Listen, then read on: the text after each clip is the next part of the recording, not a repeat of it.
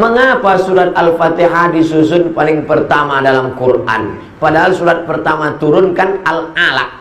Iya juga. Di Medan ini kita kalau tanya jawab cerdas pertanyaannya.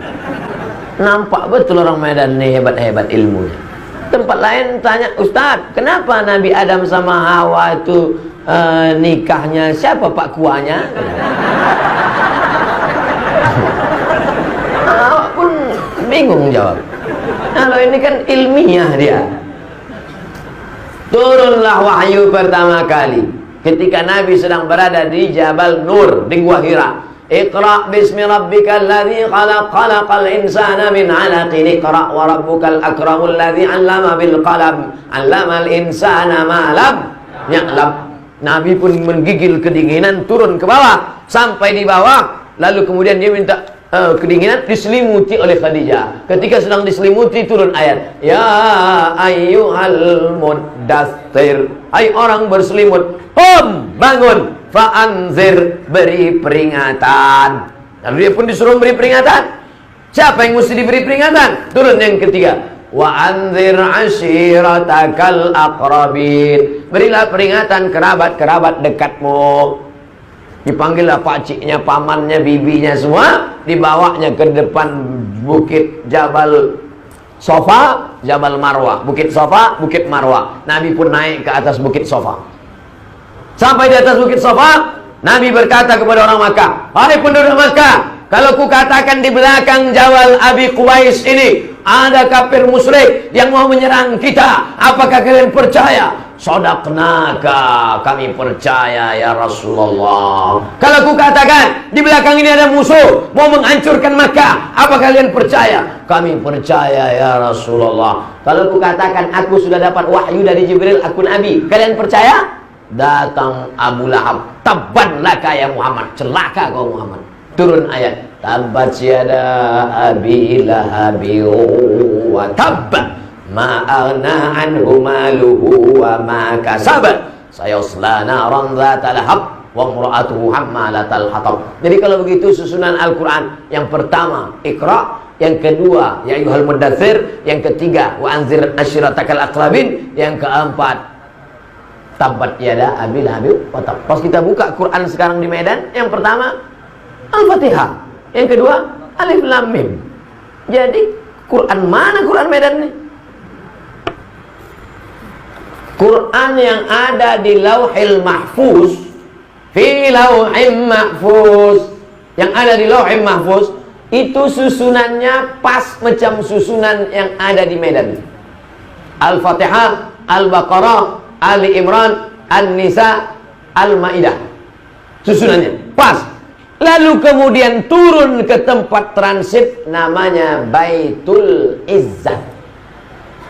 Turun di tempat Baitul Izzah, berhenti dia di Baitul Izzah. Lalu dari Baitul Izzah turun ke Nabi. Itulah yang menurut susunan secara historikal, secara sejarah tadi. Datang Jibril membawa Iqra, datang Jibril membawa ya ayyuhal muddatsir, datang Jibril membawa wa ashiratakal aqrabin, datang Jibril membawa tabbat yada. Datang orang bertanya tentang haid, turun ayat haid, yas'alunaka 'anil mahid qul huwa adza. Datang orang bertanya tentang sedekah, yas'alunaka 'anil madza yunfiqun. Bertanya mereka tentang khamar, yas'alunaka 'anil khamri wal maisir. Lalu kemudian menjelang Nabi meninggal dunia, disusun lagi Al-Quran itu persis seperti susunan yang ada di Lauhil Mahfuz. Makanya mukjizat Al-Quran diantaranya adalah mukjizat cara turunnya. Turun acak 22 tahun 2 bulan 22 hari, 22 tahun 2 bulan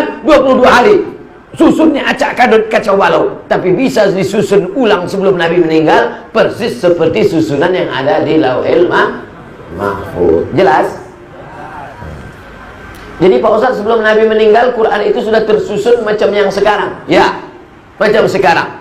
Tapi ada di kepala sahabat, sudah macam ada sekarang. Al-Fatihah, Al-Baqarah, Ali Imran, An-Nisa, Al-Maidah sampai An-Nas. Tapi tak ada wujudnya zahir. Adanya di kepala mereka. Dalam bentuk apa? Dalam bentuk Quran digital. Main klik-klik aja.